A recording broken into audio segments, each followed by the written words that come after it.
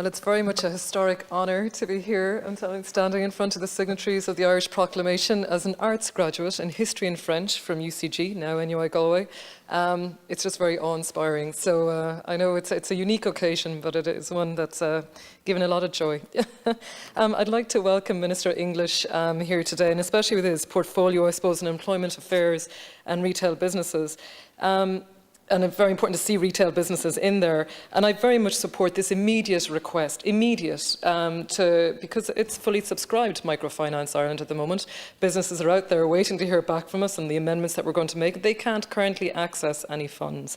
It's great to see that this is the second piece of legislation to come before us in the Seanad that's really dealing with the small businesses, microfinances, under 10 employees, with less than 2 million annual turnover per year.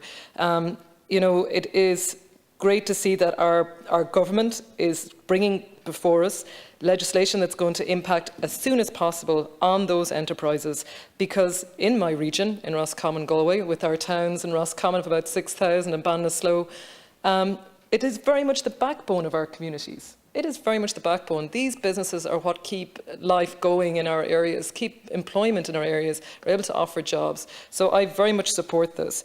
I suppose, I'm glad to see, that 80% is happening outside of the urban area.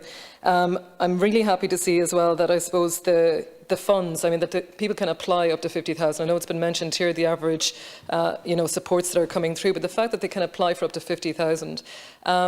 I would probably ask the Minister, just in terms of some of the feedback, maybe just in reviewing it. I walked around as a Galway County Councillor only literally a couple of weeks ago to speak with all the businesses in Ballinasloe and to say, look, have you applied for the Restart Fund, or have you thought about the Restart Grant? And some hadn't been aware of it, some wasn't sure that it applied to them. It's all of this thing to do with communication. So I would very much like to ask that it is very much advertised, communicated and promoted through our local enterprise offices, both in print and social media, and that would happen on a continuous period over the next number of months. And then I suppose as a councillor as well, I would have linked in very closely with our local enterprise offices, engage very closely with Enterprise Ireland.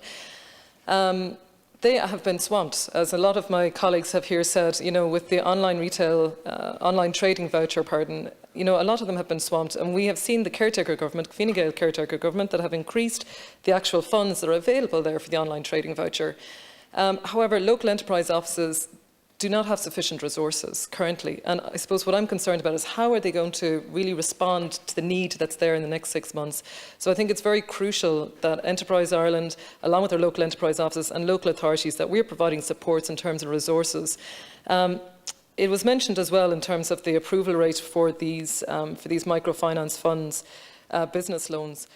My job prior to this, a new job now, I suppose, but prior to this, I worked in Health Innovation Hub Ireland within NUI Galway. I worked with companies, startups in the health sector to, I suppose, mentor and guide them, to support them in terms of doing pilots in healthcare settings.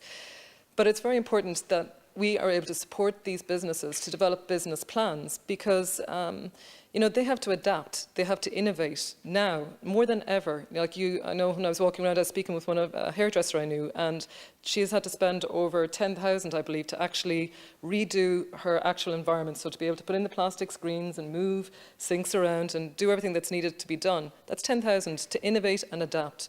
There's a lot of other businesses that have taken on doing hand sanitizers instead of maybe, you're hearing of an awful lot of, craft breweries that have changed how they're operating. So it is very important that we're there to support them in terms of innovating, adapting, and how are we going to do that? How are we going to support those businesses to develop strong business plans to be able to access finance, so that support could be within local enterprise offices? I suppose just very finally, if I could just say that I would very much support, I think another senator here, Darcy, just mentioned the extension of the waiver.